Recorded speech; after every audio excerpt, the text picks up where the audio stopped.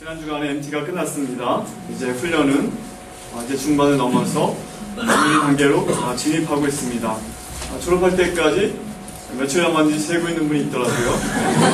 지금 한 40일 조금 넘게 남은 것 같은데, 이제 MT 갔다 왔기 때문에 잘못하면 졸업식도 얼마 안 남았다 이렇게 생각하고 화장 분위기를 조성하는 사람들이 나타날 것 같은데, 아직 다 끝난 것이 아닙니다.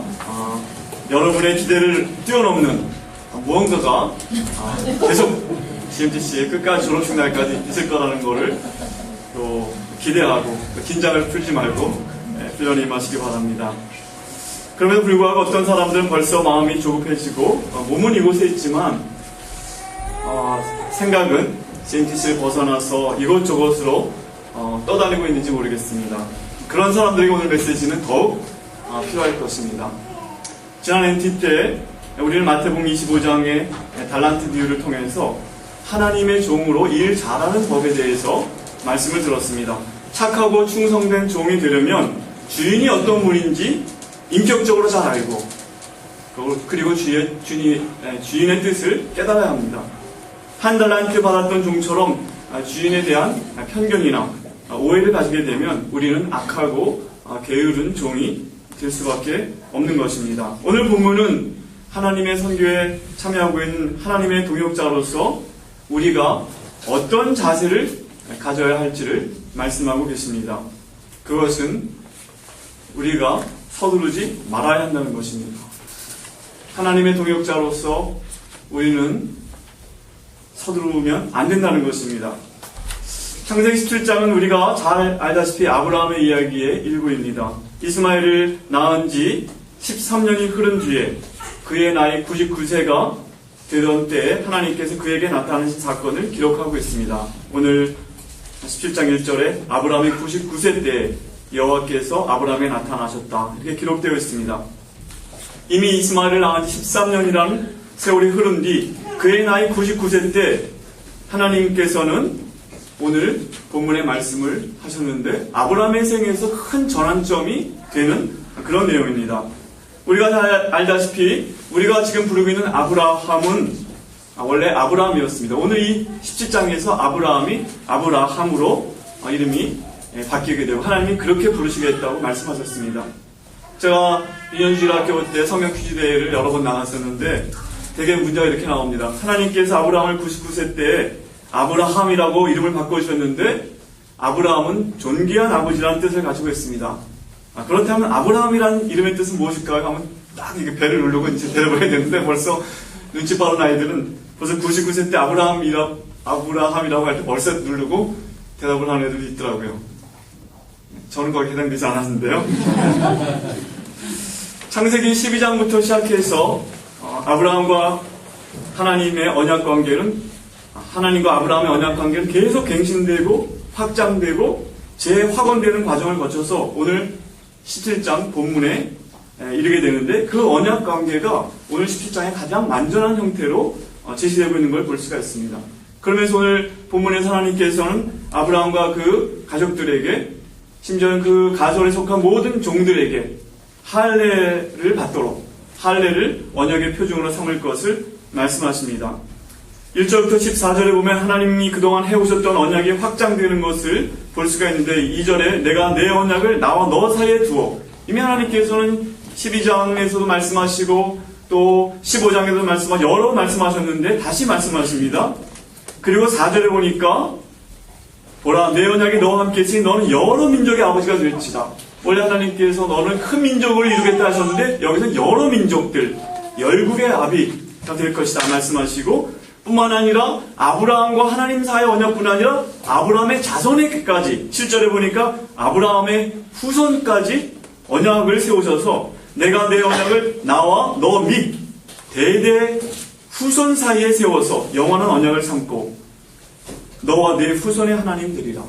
아브라함뿐 아니라 아브라함의 자손들과도 언약을 맺으셔서 아브라함의 하나님 되실 뿐 아니라 아브라함의 후손들의 자손 하나님 되시겠다, 이렇게 약속을 하시는 것입니다. 그리고 8절에 가나안 온 땅을 그 자손들에게 주어서 영원한 기업이 되게 하겠다, 여기 가나안 땅이라고 이렇게 명시해서 하나님께서 말씀하신 것은 이 본문이 처음이라고 그렇게 나타나 있습니다.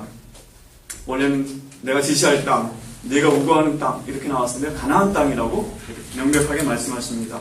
오늘 17장을 쭉 읽다 보면 워낙 하나님께서 아브라함에게 친밀하게 말씀하시는 모습이 나타나 있습니다. 우리가 조금 아까 불렀던 찬양 나는 야 친구 되신 하나님과 이거 저희 젊었을 때 불렀던 거기 때문에 흘러간 옛 노래죠. 그래서 오늘 찬양팀은 새로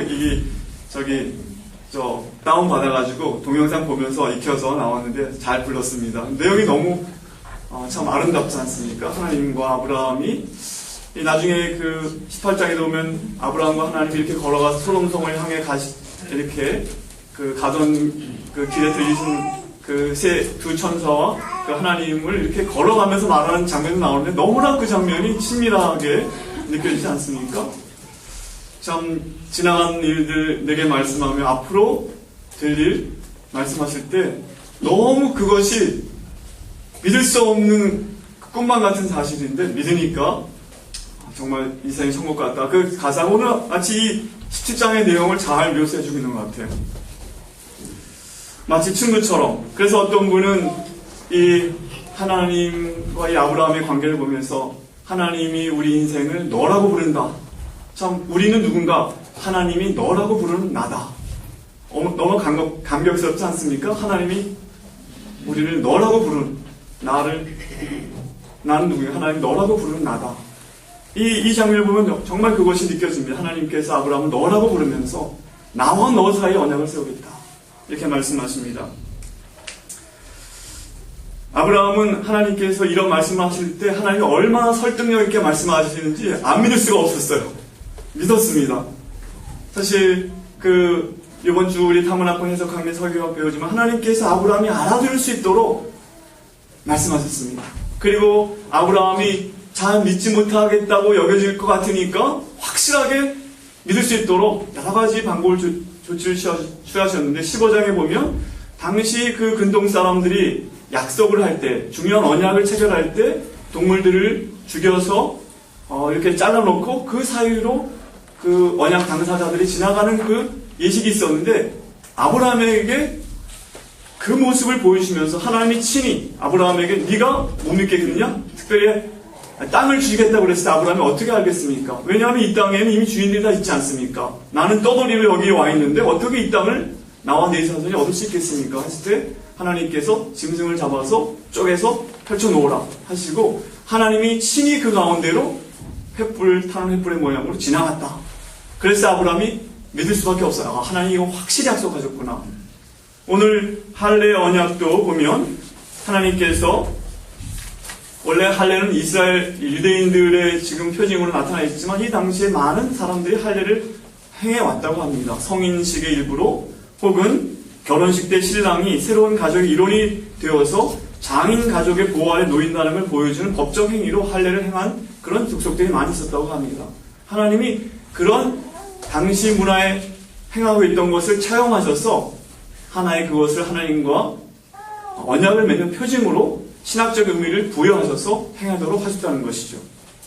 그래서 이렇게 하나님이 친밀하게 말씀하시고 다 알아듣게 말씀하셨기 때문에 14절까지 비록 그 언약이 확장된 모습이 쭉 기록되어 있지만 아브라함은 엎드려서 그 말씀을 들으면서 감사하는 하지만 크게 놀라진 않았을 것인데 그런데 아브라함이 놀라게 되는 일이 이제 15절부터 나오게 됩니다. 15절부터 17절 한번 보겠습니다. 15절 하나님이 또 아브라함에게 이르시되 내 아내 사레는 이름을 사레라 하지 말고 사라라 하라.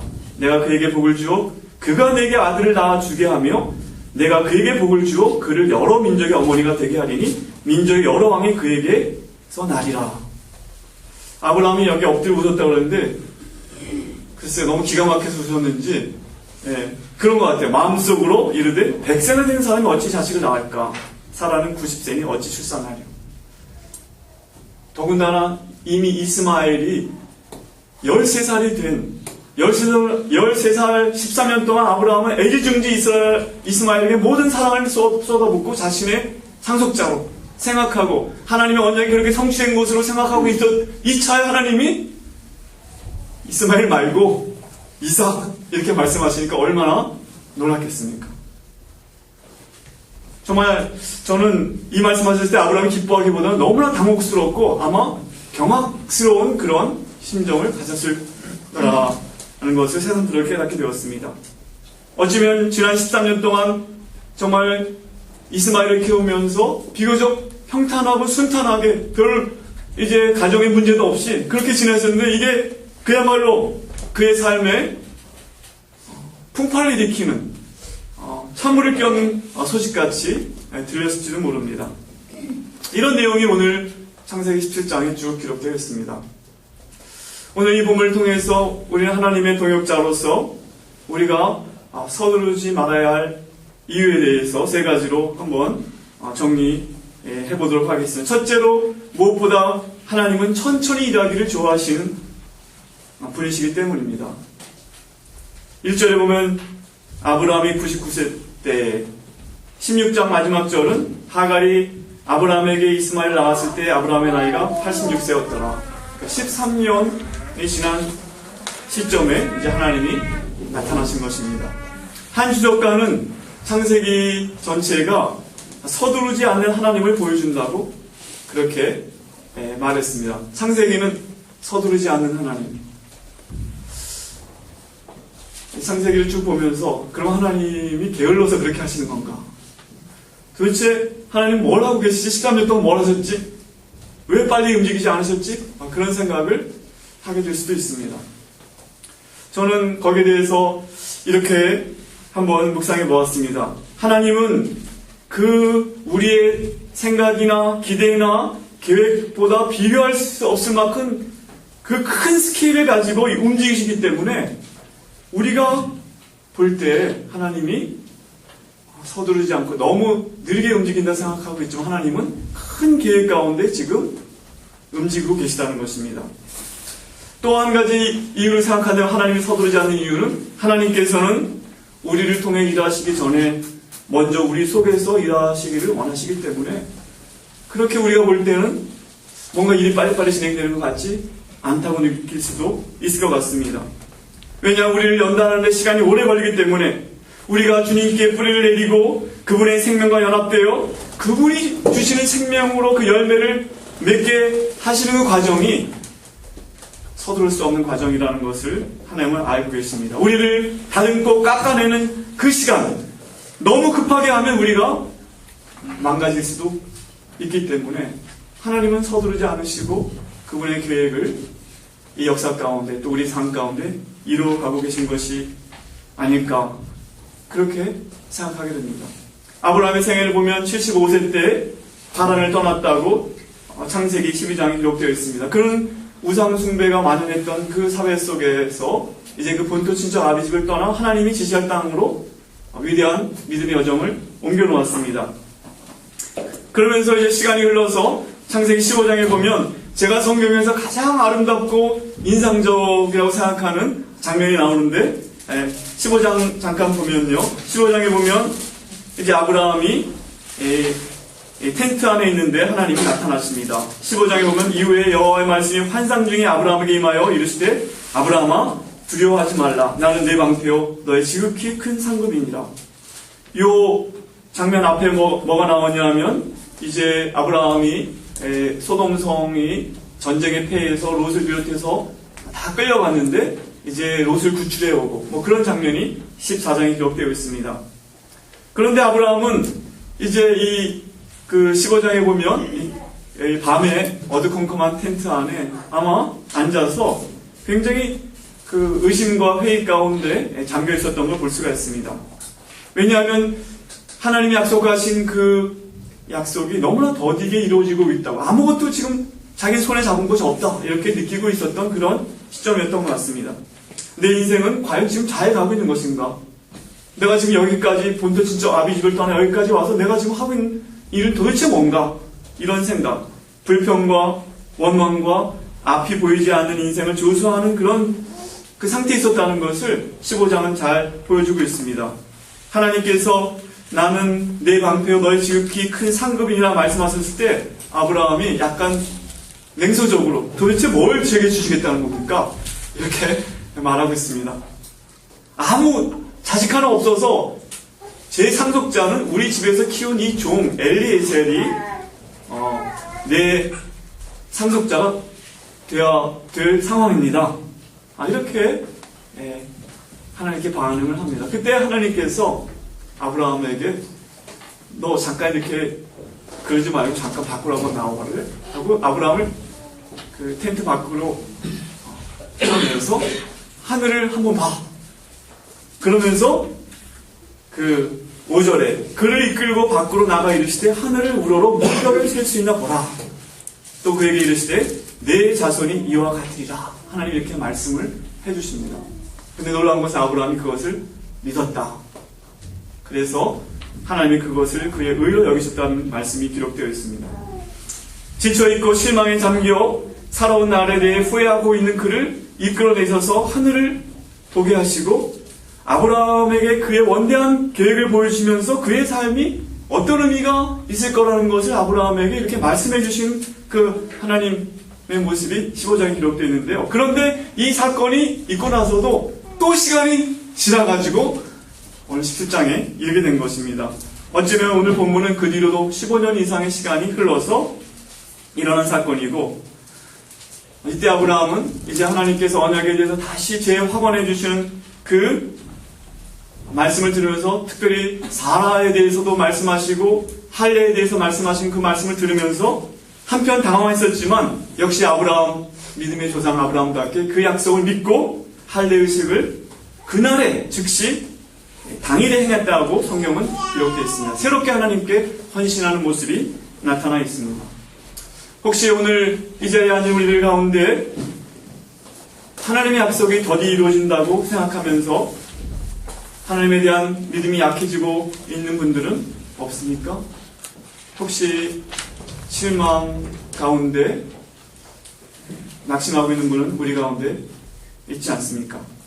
하나님은 영원한 관점에서 장기적으로 나를 다뤄가고 계신데 우리는 즉각적인 결과를 기대하고 있기 때문에 아마 그런 실망이 우리 삶에 자주 찾아온다고 말할 수 있겠습니다.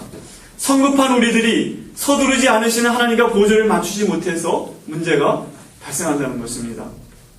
우리가 가진 열정과 기쁨은 우리의 시간표에 일이 진행되지 않을 때 쉽게 사라집니다.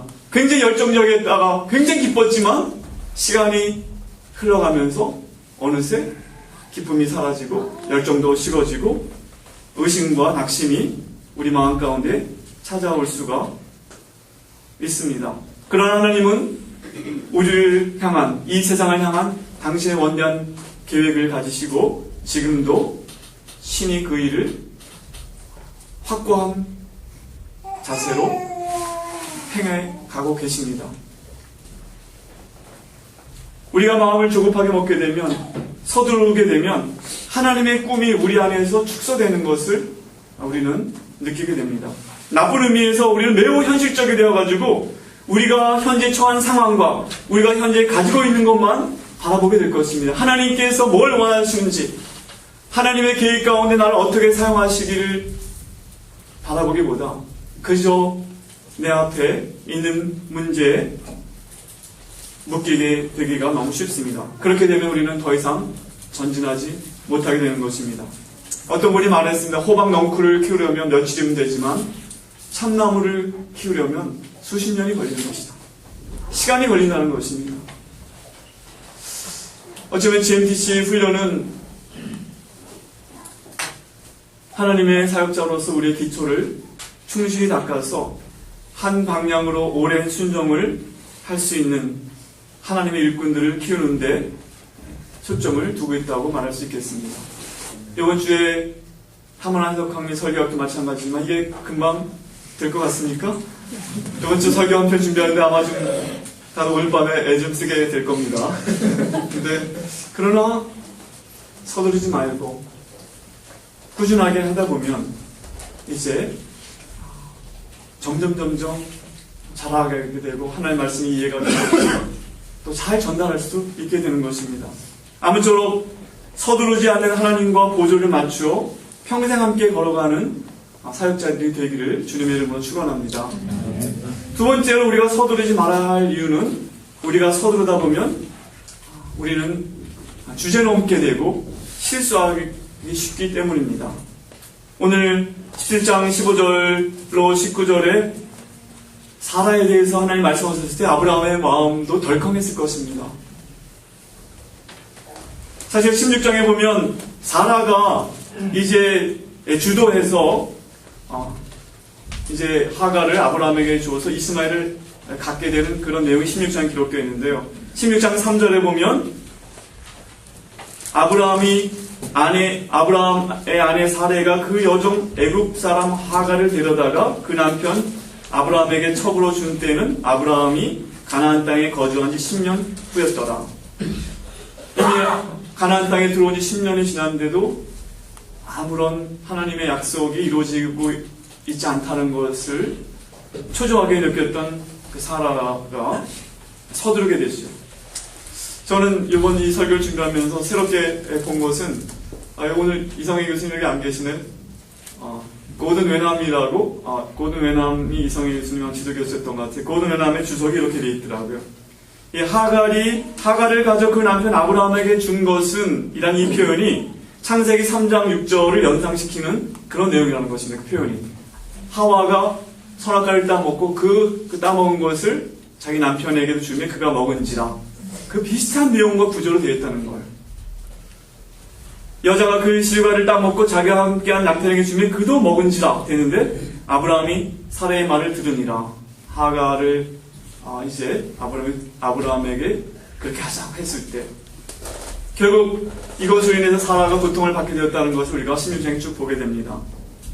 그녀는 어쩌면 자신의 위치를 상실할 위험에 처하게 되었습니다. 만약 하갈이 하나님께서 개입하지 않으셨다면 시간은 하갈의 편이었습니다.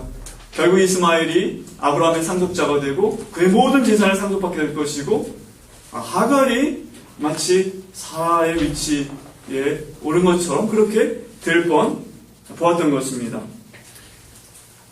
사실 사라가 이렇게 아브라함에게 제안했던 것은 당시의 관행이었다고 합니다. 아이를 낳지 못할 때 특별히 그 여종을 택해서 그 여종에게서 낳은 자식을 이제 자신의 요새 말하면 대리모죠. 대리모를 통해서 얻은 자녀를 자기의 것으로 이렇게 키우는 어떤 그런 관행들이 많은 문서에 남아있다고요. 결혼 계약 문서들이 발견되는데 그런 것들이 나타나 있는데, 그러나 사라의 그런 시도가 계획대로 다 진행이 되지 않았다는 것을 이제 보여주는 그 구절이 고든 웨남 교수의 그 주석에 보면 16장 15절 16절에 이렇게 표현되어 있다는 거예요. 16장 15절 16절에 하갈이 아브라함의 아들을 낳음에 아브라함이 하갈이 낳은 그 아들을 이름하여 이스마엘이라 하였더라. 하갈이 아브라함에게 이스마엘을 낳았을 때 아브라함이 86세였더라. 하갈은 사라의 아들을 낳은 것이 아니라 아브라함의 아들을 낳았다고 3번이나 강조하겠다는 거예요. 참, 여기 보면, 이 중간에 보면 사라가 이제 하갈을 학대하는데, 그 학대라는 그 단어도 이집트에서 출애굽기 1장에 보면 이집트 사람들이 이스라엘 백성을 학대할수록 더욱 번식하고 창성하니 할 때 그 똑같은 단어를 쓰고 있다는 거예요. 마치 앞으로 이스라엘 백성이 이집트에서 학대를 당했던 것 같은 그런 학대를 이제 사레가 하갈을 향해서 했기 때문에 하갈이 그걸 피해서 집을 도망치는 장면이 16장에 기록되어 있습니다. 어쨌든 이 사레는 자기가 어떤 문제를 해결하려고 하다가 더 큰 공경에 빠지게 된 것을 볼 수가 있습니다. 우리의 섣부른 해결책이 하나님의 계획에 장애물을 놓는 경우가 얼마나 많습니까? 우리가 서두르다가 고든 웨남은 사례의 이런 시도가 하나님의 계획의 성취를 14년 늦춘 셈이라고 그렇게 그의 주석에 쓰고 있습니다. 사실 사라가 10년을 기다리다가 이렇게 했는데 우리 인간적인 입장에서 우리가 생각할 때 10년을 기다렸으면 그렇게 할 법도 하지 않습니까? 10년이면 강산도 변하는데, 그쵸? 그러나 사라는 그 뒤로도 더 14년을 기다린 후에야 이삭을 낳게 되는 걸 볼 수가 있습니다. 사실 아브라함이 이삭을 100세 때 얻었을 때는 벌써 25년, 하란을 떠난 25년 만에 일어난 일입니다. 그런데 제가 이번에 느낀 것은 10년, 20년, 30년이 긴 세월이지만 지나고 보면 정말 아무것도 안 일어난 거예요. 여러분 그렇게 느끼지 않습니까? 제가 저희 아들을 지난 월요일날 논산에, 지난주 월요일날 논산에 데려줬는데 제가 꼭 30년 전에 논산에 입대했던 때와 거의 비슷한, 제가 9월달에 입대했는데 10월 초니까 10월 13일이니까 꼭 30년 만에 제 아들이 군대에 간 거더라고요. 그래서 가면서 처음 여러 가지 생각이 들었어요. 야, 30년이 너무나 빨리 지났고 많은 일들이 있었고, 근데 앞으로 내 아들이 또 자기 아들을 군대에 보낼 30년 좀 후에는 무슨 일이 있을까, 그런 생각도 하면서 보냈습니다. 사실 이스라엘 백성이 광야에 40년을 방황했다.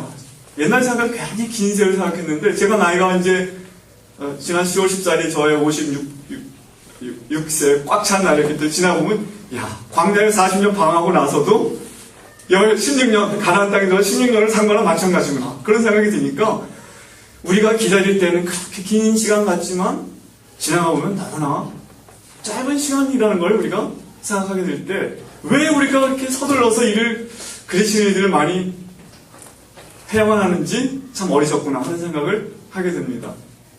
요즘에 동영상에 재미있는 동영상이 하나 있는데요. 몇몇 노인들이 기타를 치면서 부른 노래. 너 늙어봤냐? 나는 젊어봤단다. 그러면서 너 늙어봤냐? 그러면서 요즘에 어떤 사람이 60, 그 사람은 저기 국회의원이 어떤 그 국정감사하면서 늙은 사람은 전부 다 물러가래, 판단이 없다 그래주는데 그러냐, 그거 이제 무리를 일으켰는데 그것 때문에 그런지 이 노래가 그렇게 인기래요. 근데 거기 노인들이 기타를 치면서, 아주 노인들도 아니세요. 근데 아주 재밌게 너 늙어봤냐? 그러면서 나도 젊어봤단다. 근데 아주 내용이, 이제부터 이 순간부터 나는 셋줄을 반이다. 그러면서 인생이 끝나는 것은 포기할 때 끝장이다. 이런 아주 재밌는 내용을 부르는데 굉장히 좀 공감이 들면서 저도 나이를 먹고 있구나 생각이 들었습니다. 어쨌든 이 오랜 시간이라고 생각했지만 우리가 서둘러 봐야 수십 년인데, 영원한 하나님 나라의 관점에서 본다면 그것은 너무나 짧은 시간입니다. 우리는 급하지만 하나님은 급하지 않으십니다. 하나님은 원대한 계획을 가지시고 일하기 때문에 우리가 조급하고 아주 초조하지만 하나님은 하나님의 선하신 계획과 때를 가지시고 일하고 계신다는 것입니다. 만약 우리가 이런 안목을 키울 수 있다면 우리는 하나님 나라와 그의 의를 먼저 구하는 일에 우리의 삶을 더 과감하게 드릴 수 있을 것입니다. 마지막으로 우리가 왜 서두르지 말아야 할 것인가?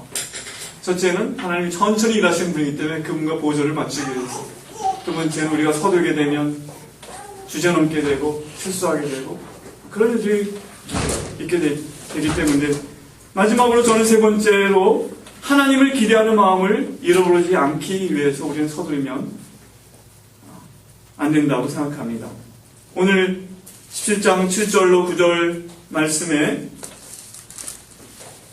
하나님은 내가 내 언약을 나와 너 및 내 대대 후손 사이에 세워서 영원한 언약을 삼고 너와 내 후손의 하나님이 되리라. 내가 너와 내 후손에게 내가 거려한 이 땅 곧 가나안 온 땅을 주어 영원한 기업이 되게 하고 나는 그들의 하나님이 되리라. 이렇게 말씀하시고, 아까 17절부터 19절 우리가 읽었지만 그 사례를 통해서 이삭을 낳게 될 것을 말씀하십니다. 사실 우리는 서둘게 될 때 서둘러 실망하게 되는 경우가 너무 많습니다. 우리의 한계를 쉽게 긋고 우리가 조급했던 만큼 서둘러 실망하고 하나님을 향한 기대를 쉽게 저버릴 때가 너무나 많다는 것입니다. 아브라함은 하나님 앞에 이렇게 반응을 했습니다. 처음에는 이스마엘이나 하나님 앞에 살기 원합니다. 이게 너무나 하나님 말씀이 이게 너무 황당하다고 그럴 거예요. 이스마엘이 나, 이 나자 붙이면 그 앞에 제 아내가 설거지나 좀 하시지? 이렇게 말하면 제가 기분이 확 나빠져요. 나자를 붙이면 애가. 근데 하여간 하나님 어떨지 모르겠어요. 하나님은 근데 거기에 대해서 불쾌하게 생각하지 않았고. 아니야. 내 아내 사라가 내게 아들 이삭을 낳아줄 것이다.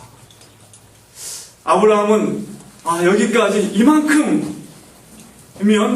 되지 않았는가? 이미 한계를 긋고 있었는데 하나님께서 새로운 것을 말씀하신 거예요. 99세 때. 하나님은 아브라함과 사라의 삶에 개입하시고 그들의 실수와 한계도 뛰어넘어서 하나님 나라의 큰 교회에게 다시 그들이 더 적극적으로 참여할 수 있도록 도와주시는 것을 볼 수가 있습니다. 우리가 하나님을 기대하는 것을 어느 때라도 포기하면 안 된다는 것을 보여줍니다. 하나님의 은혜는 언제나 항상 우리를 향해 열려 있습니다. 우리 중에 어떤 이들은 내가 연약하고 실수해서 잘못했던 것들로 인해서 나의 생애가 더 이상 하나님께 쓰임받기 어려울지도 모른다 하는 생각을 갖는 사람들도 있을지 모릅니다. 그러나 우리가 마치 미로석을 헤매는 것 같이 때로는 혼돈과 낙심 속에 걷는 그런 삶을 우리가 산다 할지라도 하나님은 여전히 우리를 사랑하시고 우리 삶에 동행하시고 개입하시면서 모든 것을 새롭게 하시는 은혜를 베푸실 수 있다는 그 기대에 우리는 잃어버려서는 안 된다는 것입니다. 너무 쉽게 성급하게 내 인생의 한계를 걷버리고 나 여기까지다 이렇게 하면 안 된다는 것입니다. 제가 미국에 2002년도에 트리니티 신학교에 갔었는데 그때 얼마 안 돼서 아주 유명한 분의 장례식이 있었습니다. 칼 헨리 박사님의 장례식이 있었는데 저는 그분을 예전에 한국에 제가 장신대에서 공부할 때 한번 채플에 오셨던 적이 있었는데 그분이 그렇게 유명하신 분인지 몰랐는데 90세의 나이에 돌아가셨습니다. 우리가 그 신복음주의 얘기할 때 신복음주의라는 그 운동이 일어났을 때 거기에 대표 주자 중에 한 분이시죠. 크리스천이티 투데이의 첫 번째 편집장이셨고요.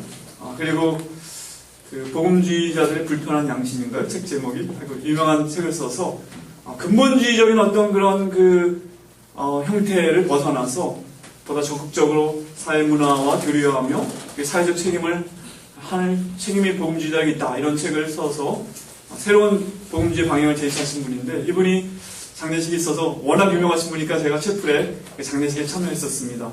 여러 유명한 분들이 오셨고 또 멀리서 좋은 메시지들이 왔는데 인상 깊은 거는 한 여자 교수가 이제 다른 어떤 신학교에 가르치는 분이 조직신학 교수인데 와서 칼 헨리 박사와 있었던 얘기를 이렇게 쭉 얘기하는 거예요. 이 여자 교수는 꽤 젊은 분이었는데 자기가 그 트리니티에서 첫 번 MDV 입학생이었대요. 여자들은 없었는데 자기가 첫 번 MDV 입학생으로 공부를 하면 굉장히 많이 힘들었답니다. 힘들고 내가 이걸 꼭 해야 되나. 그래갖고 한 번은 칼 헨리 박사를 찾아갔어요. 아마 그때 거기 가르치셨던 모양인데 찾아가서 자기가 너무나 힘들고 어떻게 헤쳐나가야 될지 모르겠다. 뭐 앞이 보이지 않는 어떤 그런 어려운 말을 했을 때 칼 헨리 박사 이렇게 묻더라고요. 네가 하나님을 사랑하느냐? 이렇게 묻더라고요. 너 하나님을 사랑하냐? 그러니까 너무나 그래서 새삼스럽게 제가 하나님을 사랑하죠. 이렇게 말했더니 그래 그러면 모든 것이 잘 될 것이다.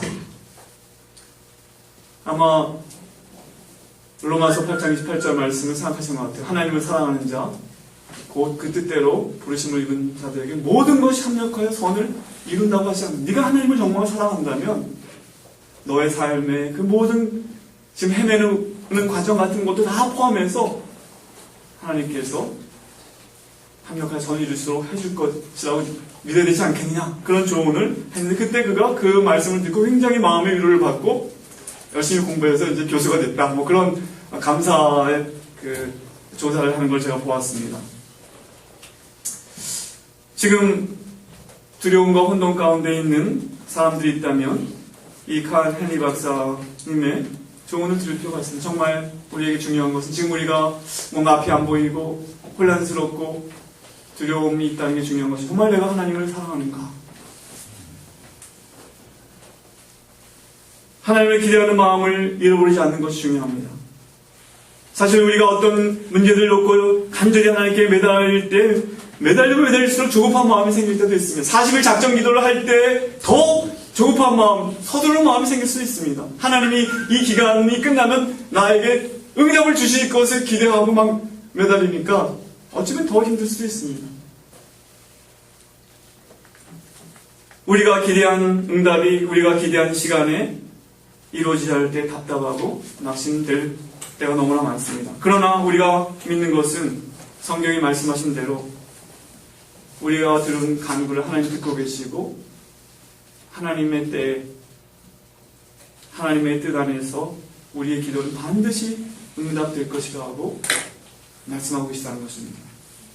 어쩌면 그런 응답이 우리 생애 가운데 응답되지 않는 기도 응답도 있을 것이고 우리 세대를 넘어서 오늘 아브라함에게 하나님께서 너와 내 자손, 내 자손에게 이 땅을 주고 특별히 이 땅은 출애굽해서 돌아와서 차지하게 될 것이라고 이미 말씀하셨는데 그런 하나님의 계획이 성취되는 것을 보게 될 때 우리의 기도, 우리의 기대가 당장 우리의 생애 가운데에서 그야말로 일본 말로 쇼부 본다 그래서 쇼부를 보려는 생각을 우리가 갖는 것은 참 서두르는 마음이라고 생각합니다. 우리의 기도가 하나님께 상달되고 하나님께 들으시고 어쩌면 우리 생애 가운데 또 어떤 것들은 우리 생애를 넘어서 우리 자녀들과 그 이후에 어쩌면 하나님 나라에 가서야 우리가 그것이 어떻게 응답된 걸 알 수 있는 그런 것들도 많이 있겠지. 우리는 하나님께서 우리의 기도를 들으시고 우리의 삶 가운데 늘 보시고 계시다는 것을 항상 잊지 말고 기대해야 한다는 것입니다. 야고보서 5장 11절에 이렇게 말씀하셨습니다. 보라, 인내하는 자를 우리가 복되다 하나니 너희가 욥의 인내를 들었고 주께서 주신 결말을 보았거니와 주는 가장 자비하시고 긍휼히 여기시는 자신이다. 마치 씨앗을 뿌리듯 우리가 기도의 씨앗들을 뿌린다면 우리의 그 기도가 오랜 세월에 걸쳐서 열매를 맺을 것을 우리는 기대할 수 있다고 믿어야 할 것입니다. 이제 말씀을 맺습니다. 저는 이 아브라함의 이야기를 이번에 다시 이렇게 쭉 읽으면서 참 하나님께서 아브라함을 다루시는 걸 통해서 하나님이 어떤 분이신 것을 우리에게 잘 계시해 주셨다고 깨닫게 되었습니다. 정말 우리를 너라고 부르시면서 우리의 생애를 가깝게 친밀하게 다가오셔서 이끌어 가시면서 하나님은 서두르지 않으시며 확고한 의지와 지혜와 사랑을 가지시고 지금도 우리 삶 속에 그리고 이 역사 가운데 일하고 계시다는 것을 확인할 수가 있었습니다. 하나님께서는 세상을 바꾸는 일을 하기 전에 먼저 우리 속에 역사하시면서 우리를 바꾸시기 위해 지금 시간을 드리고 계시기 때문에 어쩌면 그가 더디 일하고 계신 것처럼 우리가 느낄 수도 있을지도 모릅니다. 그러나 우리가 앞으로 이제 GMTC 있을 때나 GMC를 떠나서 선교사로 현장에 가서 사역할 때나 잊지 말아야 될 것은 우리의 1차적인 소명은 어떤 위대한 이가 말했듯이 우리의 사역이 아니라 하나님께 속하는 것. 하나님께 속하여 하나님을 사랑하고 섬기는 것이 우리의 1차적인 소명이지. 우리가 어떤 가시적으로 하는 사역이 우리의 1차적인 소명이 되면 안 된다는 것입니다. 우리를 사랑하시고 우리를 통해 일하시기 전에 먼저 우리를 사랑하셔서 우리 안에서 일하시고 역사하시는 그 하나님과 동행하며 동역하는 우리들이 되기를 주님의 이름으로 축원합니다. 그런 마음과 태도를 가지게 될 때 우리는 우리에게 주어진 삶을 성실하고 기쁘게 살아갈 수 있을 것입니다. 우리 다 같이 한번 합심해서 기도하겠습니다. 오늘 우리 마음 가운데 이제 훈련을 한 달 40일여간 남겨놓고 마음이 좀 낙심이 되고 또 두렵고 자신의 삶에 어떤 그런 변화와 성장이 더딘 것 같아서 좀 힘들어하는 분들이 있다면 하나님께서 일하고 계시고 지금도 은혜를 베푸기를 원하신다는 것을 다시 한번 기억하면서 하나님을 향한 기대의 마음을 이 시간 가지고 우리가 그어놓은 한계를 이제 버리고 하나님께 보여주는 것을 볼 수 있는 그런 눈을 갖게 해달라고 다 같이 한번 합심해서 기도하겠습니다.